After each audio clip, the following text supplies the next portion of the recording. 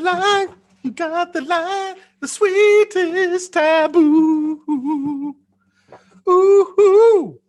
What's up? Well, as you can see, I'm a lone soldier braving into the battle of this show all by myself. Now, if you're wondering, N.Devine83 is going to be here. He's on his way. He ran into some traffic. Traffic there in Philadelphia is, it's not the easiest drive in the world, guys. It really isn't. It is a busy city, as you all know. That lots of people drive poorly, I might add. I drove through there quite a few times, and each time I drive through there, I nearly get in an accident. So I feel for Nick. I told him to take his time. I would take this show on the road and start it out, and he can join when he is ready. Welcome, everyone, to After the Shame, Addiction, Recovery, and Hope. I am your host. My name is Scott, and I'm an alcoholic. Today, we're going to be discussing some information about recovery, some information about, obviously, addiction. This show is intended for anybody who cares to watch. If you have the time to watch it and maybe you can learn something, I don't know, but it's intended for addicts, for people in recovery, for people who know somebody in recovery, anybody who fits any sort of bill that it has or addiction has affected your life or anybody's life in your family that you care about. This show is for you. So thank you, everybody, for being here. Now that I have a little time, I'm going to go through and just say hi to everyone. And then once Nick gets here, we'll start the show. I don't know if it's really a show. It's kind of a show. It's kind of a show.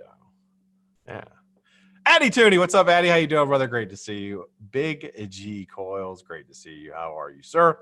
Big Red Vapor Channel. What's up, dude? How you doing, Big Red? Good to see you, man. Glad you're here. Billy. What's up, Billy? How you doing, man? Good to see you. Black Cat Whiteface. That's me. Rocking the 90s tapes shirt today. Like the shirt. Bones Cascado. What's up, Bones? How are you, brother? Great to see you. Jesse, how are you? Great to see you. Crazy Face McGee. What's up, Crazy Face McGee? How are you, brother? Great to see you, man. Thank you for joining. Glad you're here, Drew. Dave Flowers. What's up, Dave? How you doing, brother? Good to see you. EB Vapes. Good to see you, Mr. EB Vapes. Glad you're here. Frank Einstein. What's up, Frankie? How you doing, brother? Running the chat. Good to see you. Mr. Bull. What's up, Bull? How you doing, man? Great to see you, buddy. I am super duper glad you are here. Close that one out. There we go.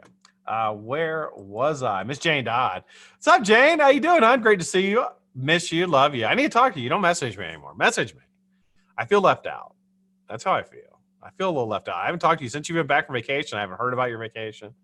I'm curious to hear about your vacation. I'd like to know what all happened and what all was going on when you're on vacation. Then I can vicariously live through you and your vacation. Glad you're back, Jane. Kim Dixon, what's up, Kim? How are you, hon? Great to see you. Super glad you are here. Mr. Lando. What's up, Lando? Lando Calrissian. You get that sometimes, Lando? Lando Calrissian? Probably don't like that. Like when people say beam me up, Scotty, like I don't like that. I've heard it so many times, I don't like it. But Lando Calrissian's pretty fucking awesome. So he was. Colt 45 works every time. Matt Gunther, what's up, Gunther? How you doing, brother? Great to see you. Mitch Hoggett, what's up, Mitch? How you doing, man? Good to see you again. Glad you are here. Mr. Pell, my Bevel, good to see you, brother. Glad you are here, sir. Nick Fenton, what's up, Nick? How you doing, man? Good to see you. Todd Black, what's up, Todd? How you doing, brother? Good to see you. Glad you're here. And my brother for another mother, Mr. Woodtick, Mike. All right. Well, thanks, everybody, for joining. I'm sure there's some more people that have jumped in here in the chat. Let me take a gander. Blood X. What's up, Blood X? How are you, brother? Good to see you, man. Glad you are here. Jazzy Jag. What's up, Jag? How are you, brother? Good to see you. Cincinnati King. Brian Feeney. Holy cow. We are bringing the house down. Good. Flat Earth Forums. What's up, Flat Earth? How you doing, man? Good to see you. Glad you're here. Thank you so much for joining. As I was driving, I was thinking about topics and things I want to talk about today. And I always try to have something to kind of something to at least kick off the conversation, and it'll get a little bit more into it when Nick gets here. We can go a little bit more into it. But I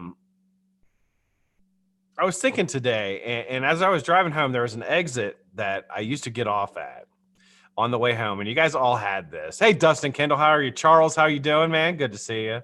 Rich, what's up, Rich? How you doing? New to the channel. Well, thank you for joining, Rich. Appreciate it, man. There's an exit that I used to get off of to get alcohol, and we all have those.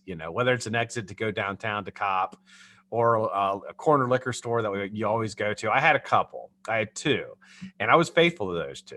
Like I would go to those two exclusively. And what I would typically do is there was one right by my work, and I would grab a bigger beer. I'd grab like I don't know, or this Mike's Hard Lemonade, one of the harder lemonades. I'd grab one of those for the drive, and then I would stop at my local one. And as I was driving by the one that I would stop, the local one, I thought about it, and I was like, it would, nobody could stop me if I just wanted to get off of this exit, go in there, get some alcohol, and come back out. And I thought about that would be a good topic. What keeps me from doing something like that? Like, what keeps me from going back and getting drunk again? Because, it for those of you who are in recovery, it never goes away. It never fully goes away, and it doesn't. And I think it gets a lot easier to manage. And this is what I always say, is I can decide now whether I want to have a drink or not. Whereas before, I couldn't make that decision. That decision was taken out of my hands. And I didn't have the ability to say I didn't want to drink. Like that I had to. I mean, it was basically, that was just the way it was. But nowadays, like today, I could make a decision.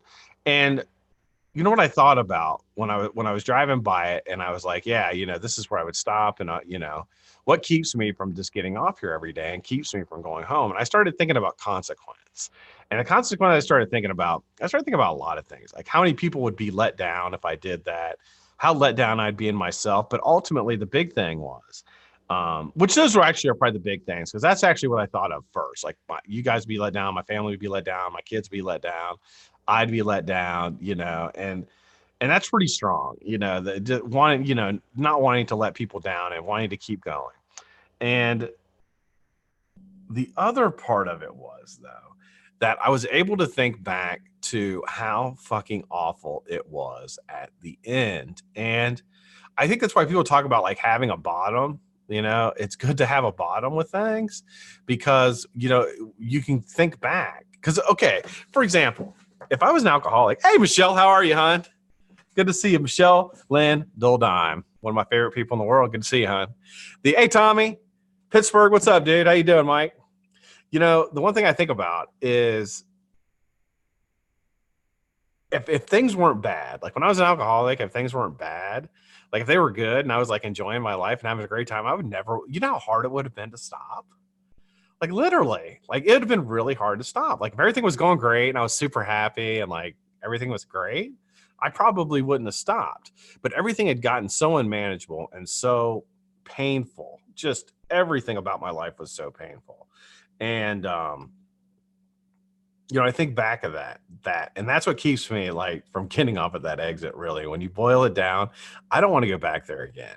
I really, really don't. We went out this weekend, Saturday, and went to a bar.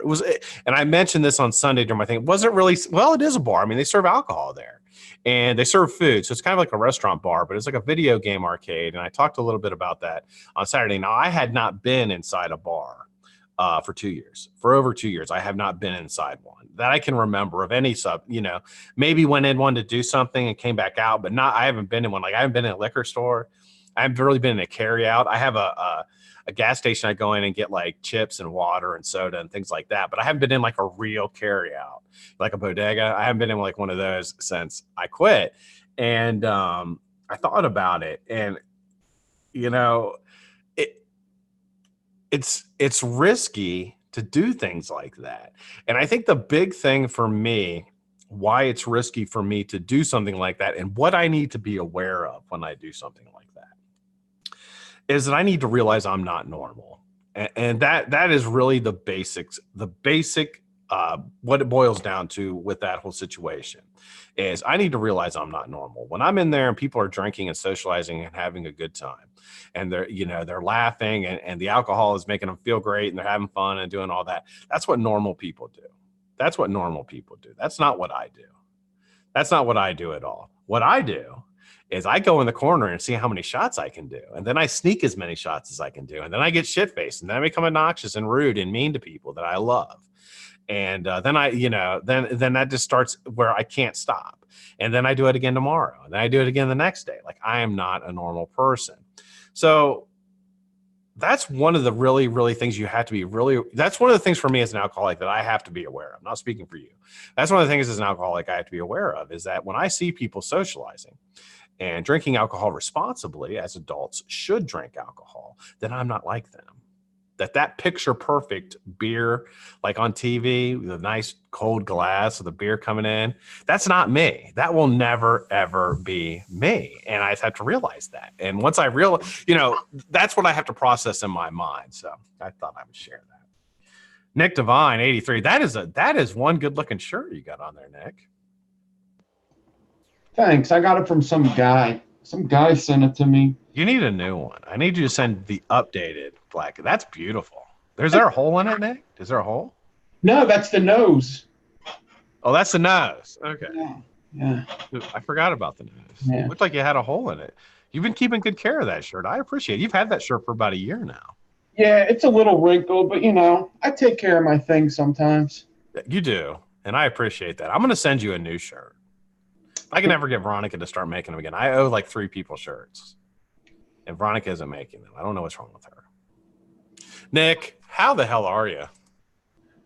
Good. Next question.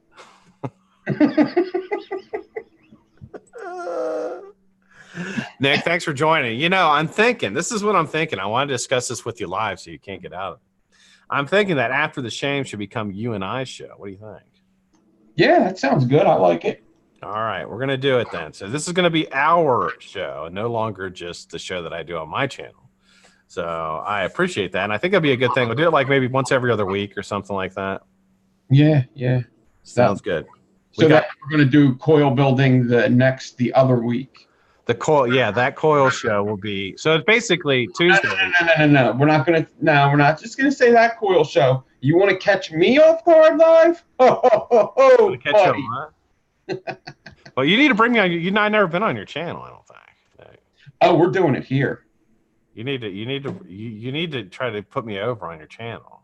We should. You know what? We should set up, because I don't have Zoom anymore. I have a Zoomer. Yeah. So we'll have to set that up. I know some days you have some free time, right? Some days, yeah. I mean, just give me some notice, because I have to prepare Veronica. If I'm going to do another show, I've got to prepare Veronica, because she'll stab me. Yeah. Well, she'll understand. Once you tell her it's with me, she'll understand. She may. Yeah. She does like you. She, just tell her, like, it's Nick's show. All I have to have is like 5 spare hours. That's all. I'm not staying on the entire time. I get burnt out. Like after like an hour, I'll probably want to get off, because I can't do it any longer than that. It's hard. It also depends what time you go on and stuff. Sometimes when I go on late and I start something that's going to take long, I really regret it, because I start getting tired and aggravated. Cranky. Yeah. Last night you were on, it was like, I don't know, like 8:30. And Veronica's like, he's still up? Yeah. I'm like, Veronica gets at 8:30 at night. He's like, but he gets up early for work, doesn't he? I was like, yeah. She's like, I can't believe he's still up. He's not in bed. I was like, Veronica, he stays on till like 1 o'clock in the morning sometimes. She's like, oh my God. Let's sleep.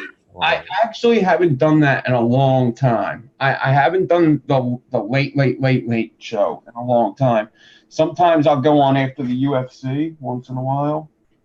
After the UFC air? Yeah, the UFC. But I used to go on at like 8:39 on Tuesday and do a 3-hour show. And that wasn't doing good for me in the mornings. So I've got a question for you. I was just discussing what I do as to keep me on the path of recovery. And the example I used is on the way home, I have, like everybody does, like, when you drive home, you have a place you used to cop. You have a place that you used to get, like I have a place I used to get alcohol. That's all that. And you're always driving by it. You know what I mean? You know exactly where you're going to go. Yeah. And the idea is don't get off there and don't go there. That's like the big thing. But I was giving it reasons why, like what I think about to keep me, because this thought's always pop in my head. And I don't know if they do for you or not. I don't want to put words in your mouth. But like, what do you do when you get the thought of doing something like that? What motivates you to stay and not do that anymore? Well, first, I think you do this, is what you're explaining too, is first of all, I like when especially early in recovery, I thought about like exactly what I'm going to do, and I'm not going to stray from that. I don't care what happens. I'm doing this and I'm coming right back home, and that's what I'm doing today. I don't care if I see a friend and he wants to hang out and whatever. I'm doing this. And that's, so yeah, have a game plan. And then huge. Other things I do is, I mean, usually with addiction, especially in the beginning, it's like you feel like you're treating yourself. And I think that's a big thing, that people don't treat themselves to like time off and doing something for themselves. Even if you have like a lot of bills to pay, sometimes you got to put that aside and treat yourself to something. It's like, what, you're always going to have bills. You're always going to be behind on bills. You're always, like it's not going to change. It ain't going to hurt you to, you know, put a couple hours aside to treat yourself to something, or to go somewhere with your family, or go somewhere with yourself, just to do something that makes you happy. So kind of like a reward type thing. Like give yourself motivation for like rewards and things like that. Yeah, I did that too. Yeah, 3-month reward, 6-month reward, 9-month reward, whether it was just like a dinner or something, or like, hey, I get like 3 hours to myself today to do whatever the hell I want to do at the house, like leave me alone, watch football, do whatever. Like, yeah, give yourself little rewards after that. I think that's a really, really good, especially in the beginning, right? Yeah, I think so. I think it's good to do that. So I think that's two good things to really, for those of you in early recovery, that's two things straight from the horse's mouth that we did that worked for us. And I think they also having a game plan, like having your time. So like when my 30 through 90, those 60 days between right there was so hard for me. It was a struggle every day. Like literally every day I fought not to drink. But I had such a rigid schedule and so much to do. I was like packed with stuff to do. I would leave the house at 6 a.m. I wouldn't get home till 10. And I was literally doing stuff the entire time. And that's kind of what I did, was I just basically overwhelmed myself with stuff to do. So I didn't have a chance to do it. You know what I mean? Yep. That's one. I remember when when I went to, you know, it could be with meetings or anything. So let's say I would go to a meeting, and sometimes people would be like, you know, how'd you get here? And I wasn't driving. I'd be like, I took the bus or I walked. And they'd be like, you want to ride? And I knew before they even asked, no, I don't want to ride, because I don't know how far they are in their recovery. I don't know what they're doing. And even like when I was 6 months clean, one time I did take that ride, and they were like, you don't mind if I smoke weed in here, do you? Yeah. Whatever, it's your car, and that's what situation you're in. You're like, it's your car. And then I remembered, I was like, I should have never fucking came with this guy. I should have just fucking took the fucking bus. I should have never fucking done it. And the whole thing about like smoking weed is like, that's everybody's personal preference with recovery. A lot of people use marijuana in their recovery. There's not, and quite frankly, like I don't judge anybody else's recovery at all. Like, but I don't want them. I wouldn't want them smoking in the car with me. I'd be like, ah, come on, man, can you like hold up? Like, I don't want to be smoking in the car. And not that I have anything against it. Like, I love smoking marijuana. That's my problem, is I love it too much. Like, if I do it, I'll do it all the time, and I just can't do that. Yeah. But so I get what you mean, like not being in control of your own. Yeah, because that destiny, I guess. I don't know if that's over like a little long. Because that could have went a totally different way. He could have been like, hey, do you mind if I just go stop at my drug dealer's house to pick up pot? And the drug dealer has only pot. Come on now.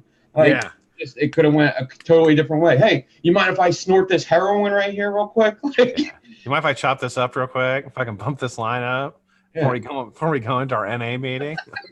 It's like The Sopranos. You mind if I shoot this up real quick? Rock out with your cock out, man. No, it is. It can be crazy, man. When I think you have to, you know, there are like recovery, and I'm gonna use the word Nazi because I don't know of a better word to use. But like what I mean by that is like people who are so strict in their recovery, they'll be like, they'll tell you all these things to do, and it's hard to like follow all that. But I think one thing that they did tell me to do is like control your own shit right now. Rely on other people to do things. If you got to rely on other people, especially other addicts, it's a problem, man, because you never know. You never know when somebody's going to be, you know, this is a terrible story, but a guy that I was in recovery with, we were at a meeting one time and we go back to his car and he's got a rolled up bill and a CD in his front seat. I'm like, motherfucker, dude. Oh no, that is, you know, try to play it off. I'm like, dude, I'm not fucking idiot. I know exactly what you're doing, bro. You know, don't fucking play it off. And, you know, it was a guy that I was actually pretty close to. And it's like, you know, you don't know. And what I'm saying by that is you don't know. You don't know what people are really doing behind when they get away from the groups. And that's the thing. And there's no reason to feel awkward. I've had that too. Like this place that I went to as soon as I got out of rehab, it was a methadone clinic. And it was bad there. It was just known for not a lot of people recovering, a lot of people hanging out, a lot of no good stuff, people selling drugs right outside the door. And I would see people from the neighborhood there, and they know, like, you don't, like, at first I would feel like bad, like if they go like, hey, you want to, you know, take a ride home, get a coffee or something, like, nah, dude, yeah. You know, I got to get going this way anyway. And they know, like, you just don't want to be around it right now. You know, like, I just don't, you know, I can't do it. I can't be hanging with you and looking at you like that. And it's not even anything with my recovery. It's also just, it's not like I would like, oh, I'm going to get high because I see him getting high. It's like, I feel bad. I like just feel bad that I'm doing good. They're not doing good. And yeah, there's no way to help. And like, I feel like there's no way to help anybody until they want to help themselves. And it just makes me feel bad. So I don't want to be around that. And another part of that is taking on their issues too early in recovery. Like if you're a couple months in and you got somebody dumping all this shit on you, like that's going on, like I don't want to hear it, man. I don't want to fucking hear it. Like literally I'm holding on here by a thread. Like yeah. I can't take your stuff on right now. That doesn't mean you don't communicate. That's what you use the groups for and a lot of your counseling shit like that. If you have that available, use that. But you can't, you know, take on other people's shit. That's just impossible, man. Yeah. When I was recovering, I couldn't even watch the news. I couldn't even do it. I couldn't watch TV for the longest time. Even in rehab, I couldn't sit and watch TV. I had to get up and do something. I had to get up and go do something like either I mean, I don't know how many times I cleaned the house or would like cook or do something for everybody, just do the dishes. Again, like take them out of the cupboard and do them again, put them back because the kids wouldn't wash them good. Yeah. And like I had to just do everything because I could not sit and watch TV, man. It reminded me too much of being a drunk. That was nice. You know, we got a really good comment here from Mitch, and his comment was first thing he said this, and I've heard this before, but he said first thought wrong. Have you heard that before? I have never heard that before. First thought wrong. It's basically that you're, and this is the whole thing. What that means to me is that our brains are fucked up. They're fucked up. Like my brain is fucked up. It will never go back to being normal again. And I just have to understand that. And first thought wrong to me is like that. It is pretty much true. Like the first thought I have about things is usually wrong. Yeah. Like back off of that. And once you recognize that and you're able to back away from it, and not be impulsive on things, because a life of an addict is very impulsive. It's just you're doing what you need to do to satisfy it, and that's all you're thinking about. You're not really thinking anything through, or you wouldn't be in the situation you're in. Yeah. You know what I mean? Joseph Sarrell in the house. What's up, Joseph? How you doing, man? Or Perry Jackson. Thanks for joining, guys.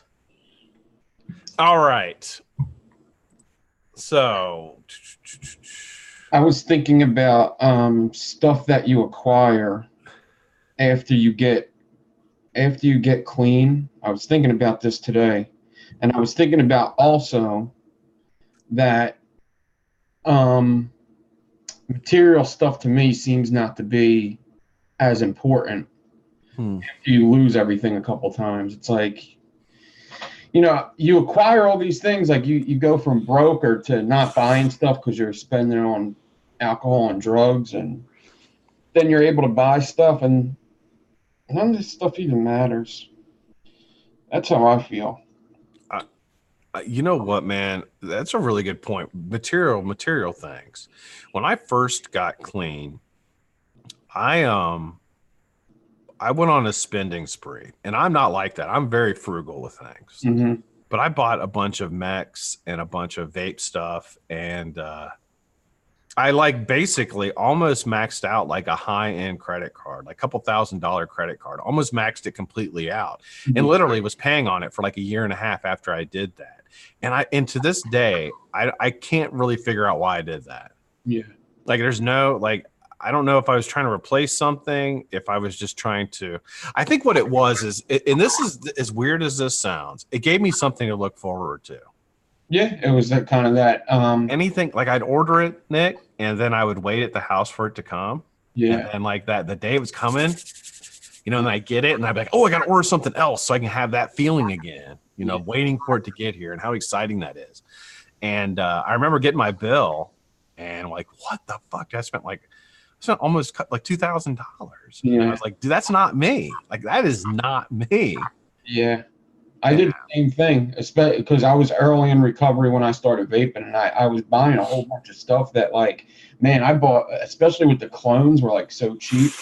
And that's like all the stores near me had was clones of RDAs and mods because it wasn't easy to find real mech mods anyway.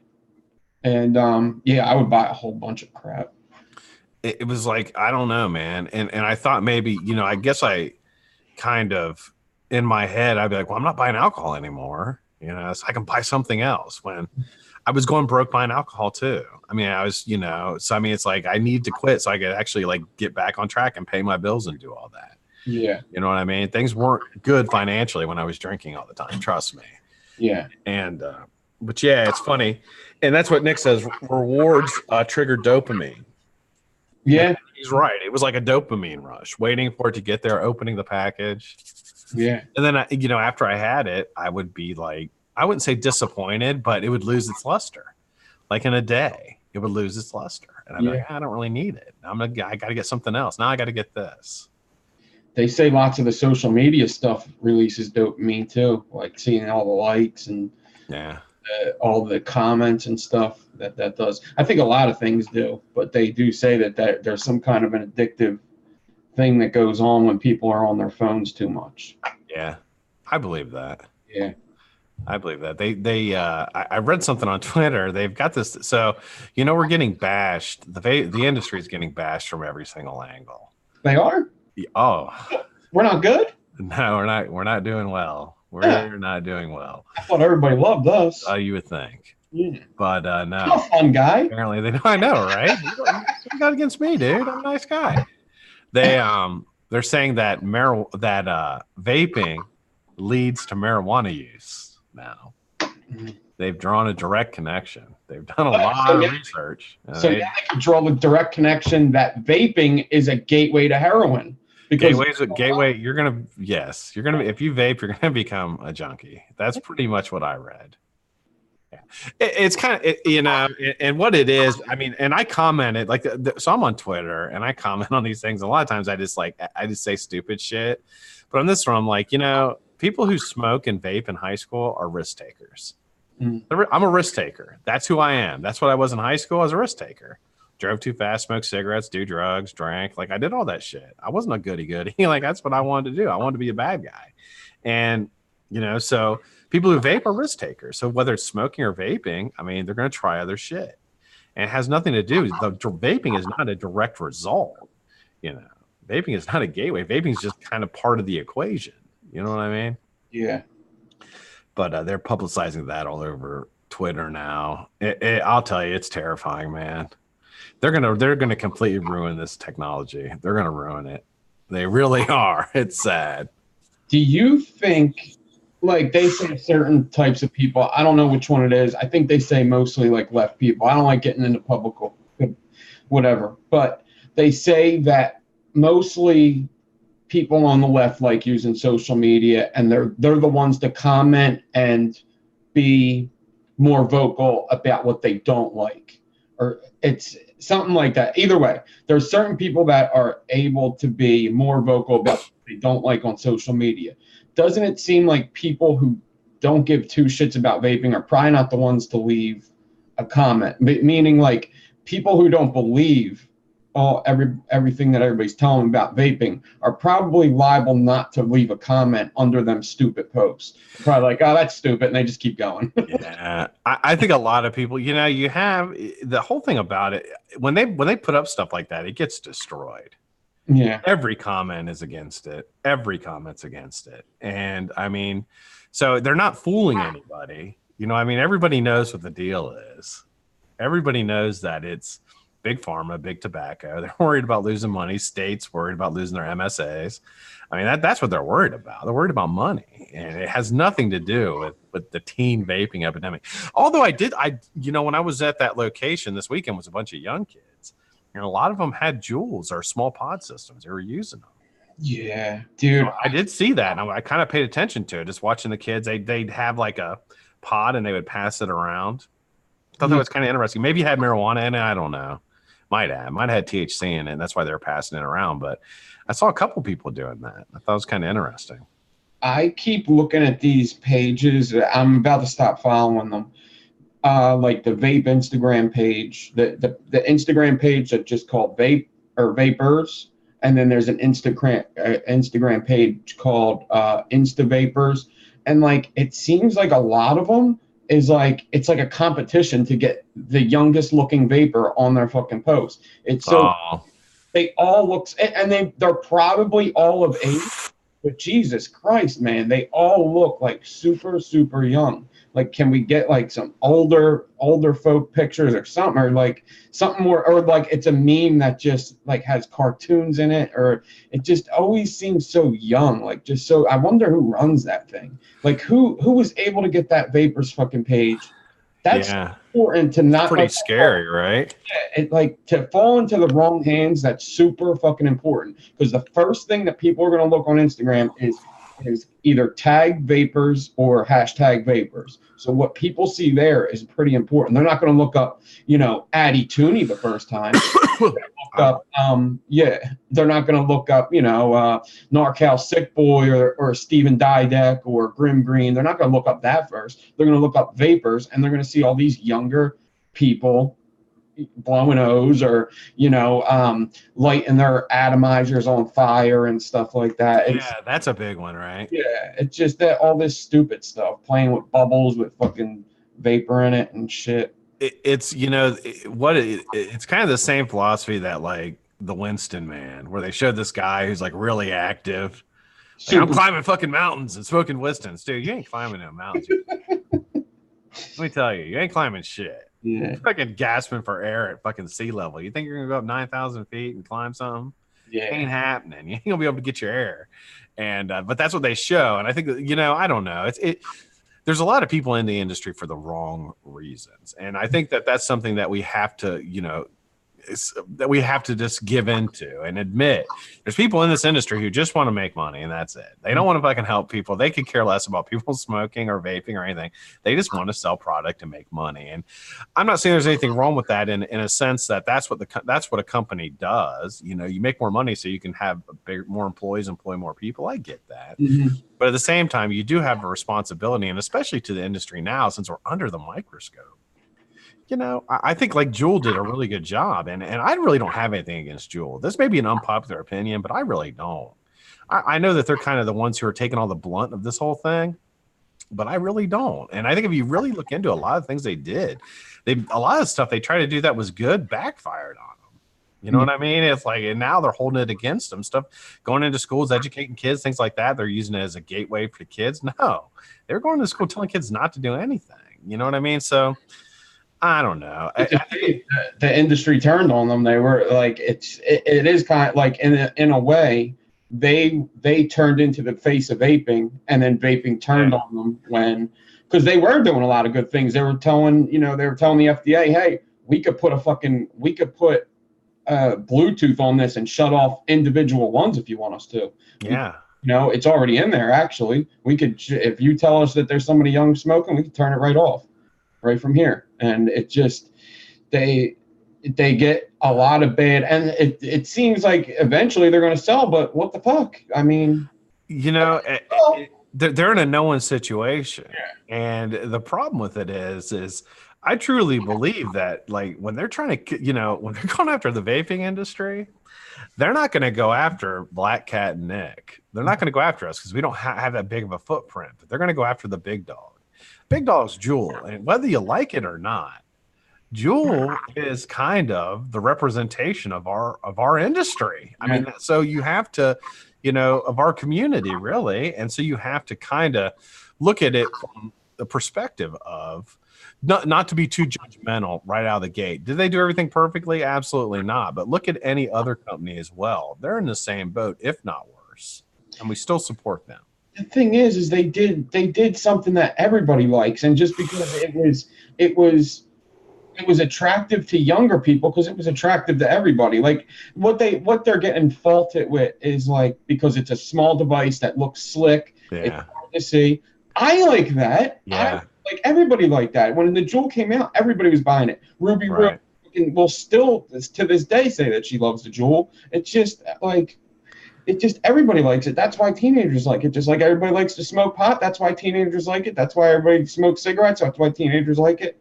It's having sex. Teenagers like it. Everybody likes it. There's nothing they can do. Like, yeah, they made them slick and attractive to people, not just young people, to people in general. The convenience of them being able to place in your pocket and have it with you all the time is very nice. You know, we don't have cell phone. Remember the brick cell phones that used to have a bag to carry the fucking cell phone around in? No, well, they make them smaller. Now they're making them bigger just because of the video display. But for a while there, they made them smaller because they were more convenient. Until it was really a media device, they kept making them smaller because they were more convenient. And that's the whole thought process behind the Jewel.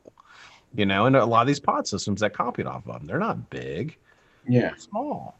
And I don't know. I think it's you know, we're kind of off topic here, obviously, but I mean, that to me, it's just very sad that it's split the community, because a lot of people hate them and a lot of people like, fuck Jewel. I'm like, they're kind of part of the community, guys, a large part of the community.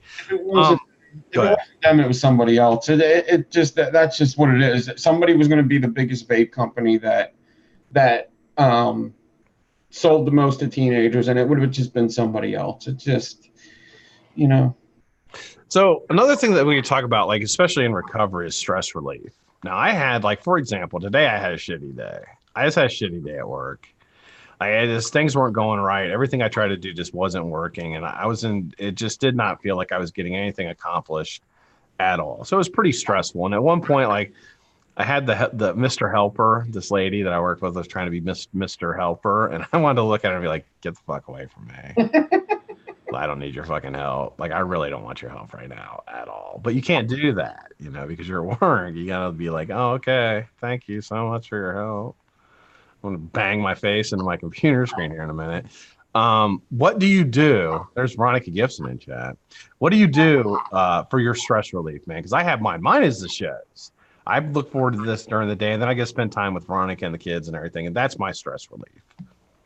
Yeah, I mean, immediate stress relief, I just start singing at the top of my fucking lungs, dude. What do you sing?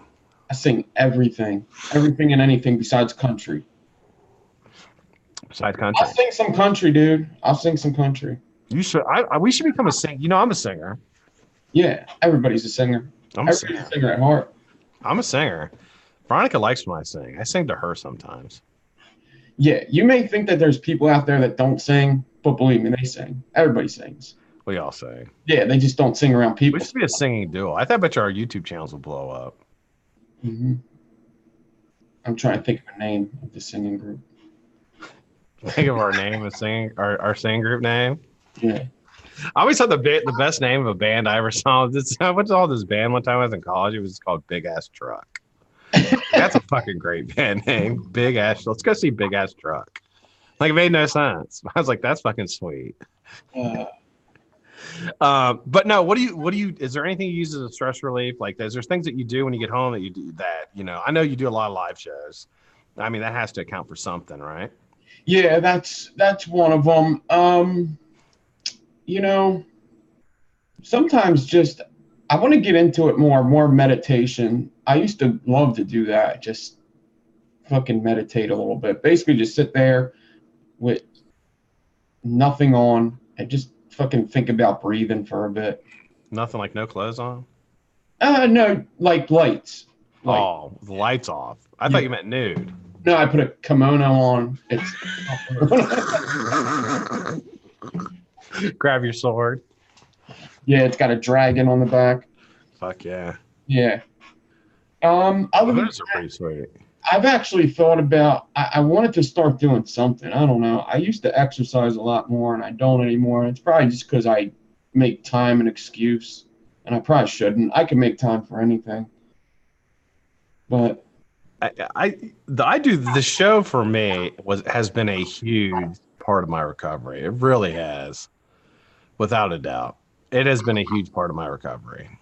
yeah, I could I could definitely see that. I mean, I think a lot of things I did, I mean, I was pretty, before I started YouTube, I was pretty deep in the recovery. I was at least 3 years into recovery, if not 4. That's amazing.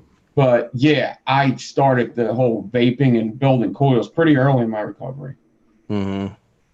Yeah, that definitely helped a lot. Having something to do. It was either video games, watching TV, and relaxing with the family, but I like doing something constructive, getting something done now. I try to find things to do as well. And I think having somebody like Veronica is like my major support for it, and she doesn't drink. I mean, rarely, but having her as a support, I think about that sometimes. Like if I didn't have Veronica, would I have made it this far? I don't know. Like now I'm probably pretty good on my own, but in the beginning I've been like, fuck this. And I always think it's weird, like people who can do it on their own, that's really a compliment to that, man, because that's hard. It's hard to do it on your own. Yeah, it really, really is.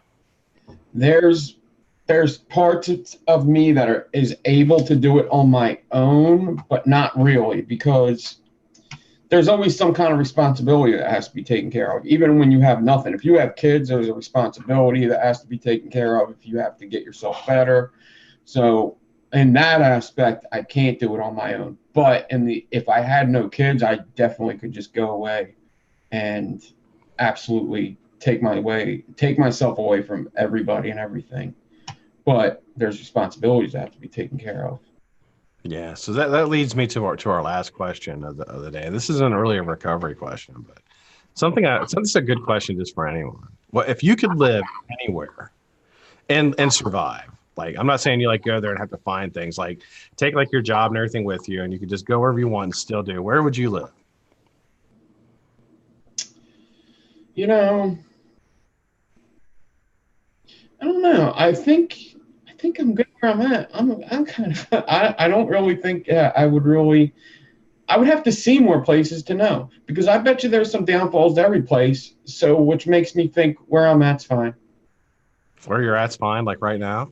Yeah, I think where I'm at's fine, because yeah, I would think that there's downfalls to everything. I would think that there's downfalls to everything. What if you had to move? I'm gonna make you pick a place. Okay, if I had to move, like the city of Philadelphia basically said, Nick, you're a dickhead. You need to get out of this city immediately. Nowhere in the surrounding area. You can't live, or we're going to put you in. Okay, this is it. We're going to Brazil. Brazil? Yeah. Okay. Yeah. Brazil. That's interesting. Why Brazil? The women? That's one of them. There's so many cool things about Brazil. There's it's like nice climate, I believe.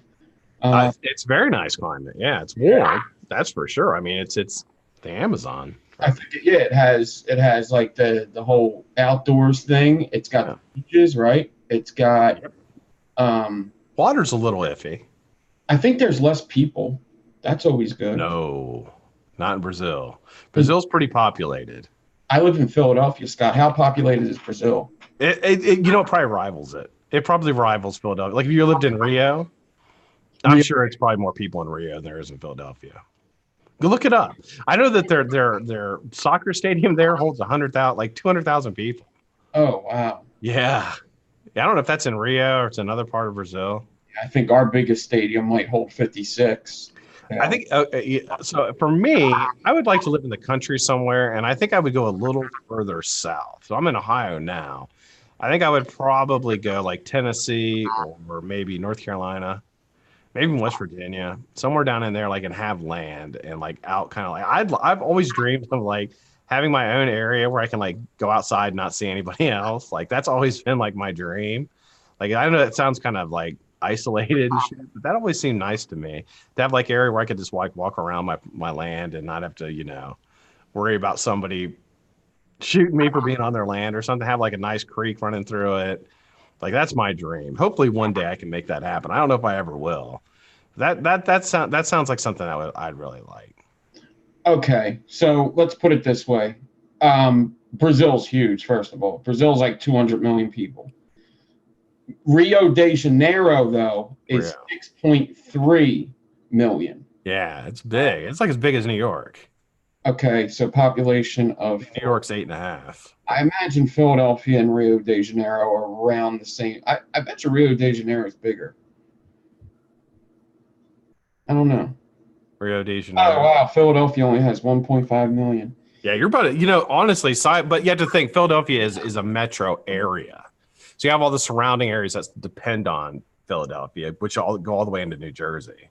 Okay. You know what I mean? So it's a bigger area than just the county. That's what they count for the city of Philadelphia, I think. That's what they do in Columbus.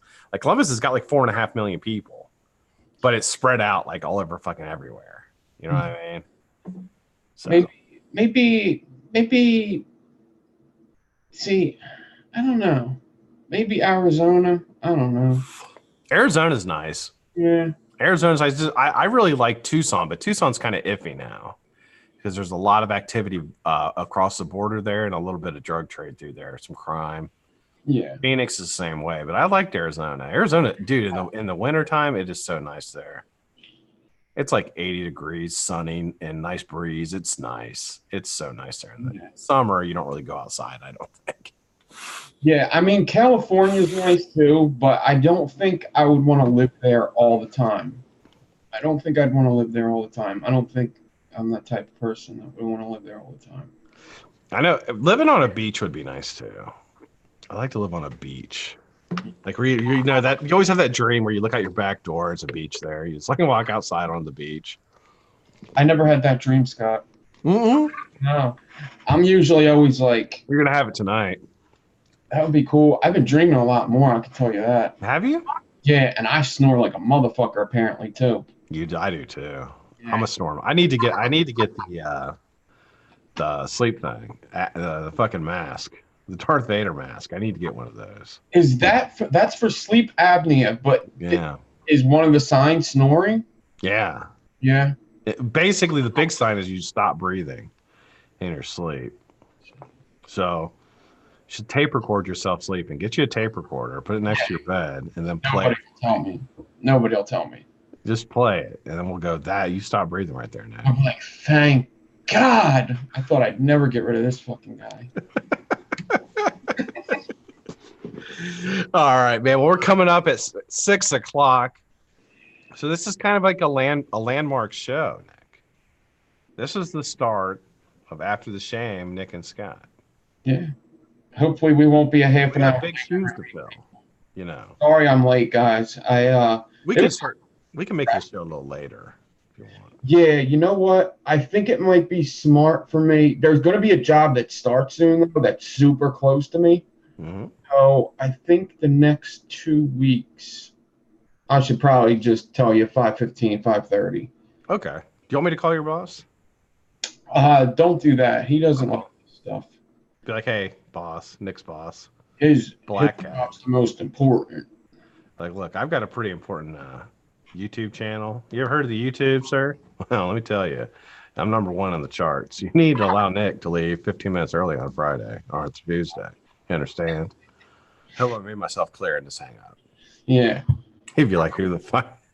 Yeah, well, no, but seriously, this is how I look at it. Like, all right, dude, you want me to fucking work late? It's fucking hills. It's fucking great and all. I'm sorry I'm disappointing you, but guess what? There's about 100 people I'm going to disappoint if I don't go. So that's right. Shut up. Understand? Right? I'm famous. Take this job and shove it right up your ass, pal. Shove it right up your asshole. Yep, you better pack a fucking lunch, buddy. Oh shit, man. Yeah, so this is the start of the new After the Shame. We have big shoes to fill. Drop the Shame was a monstrous show. If we can just help us half the people that we help with that, I'll be extremely happy. Or one person. Well, they could be big people, but the amount of people, right? Yeah. Okay. What? You said half the person, I thought? Half the people. Like half the people? Half the people? No. We're not talking about. Oh, the amount. The amount. Oh, okay. The amount. Oh. Glad we got that cleared up. Yeah. All right. Hashtagging a whole bunch of stuff. What do you got now? You live tonight, Nick? Yeah, but don't ask me what I'm doing. It's coil class. I didn't get to look yet, though, at what it is. You didn't wear the Black Cat Whiteface shirt? Yeah, I am. I'm going to have to. Yeah. Yep. Good. You need to get me, you need to push me over to my channel. Yeah. Maybe I'll put a sign, subscribe on top. Subscribe. YouTube, subscribe. Yeah. Guy's awesome. Just like every 5 minutes, be like, you see the shirt? Mm-hmm. Guy's awesome. Subscribe to his YouTube channel. All right. Great to see everybody. Thanks, everybody, for joining. Tomorrow on the Vape at 5, you've got a review coming for a new device. It is the Flatline RDA by Vitality Mods. So I'm going to be reviewing this tomorrow. I had a really good user experience with it, so you guys get to see that. And then Friday, we got the Vape Hot Tub with Mad Viking Vapor. Make sure you tune into that. Tonight, you have Mr. Nick Devine will be on. What time are you going to be on? About 7:30, 8 o'clock? 7:30, yeah. Just since 7:30? Actually, yeah, 7:30. We'll do that, yeah. Sounds good, man. All right, great. I'll be in the chat. Make sure you guys tune in as well. You also have ST Vapes on at 8. And I think Fresh is on at 9 tonight. So 9:30. 9:30. 9:30, I believe. Yeah, 9:30 on Tuesdays. Yes. Awesome. So tune in for those guys. I'll see you in the chat. Everybody have a fantastic night, and we will see you tonight and tomorrow. Later.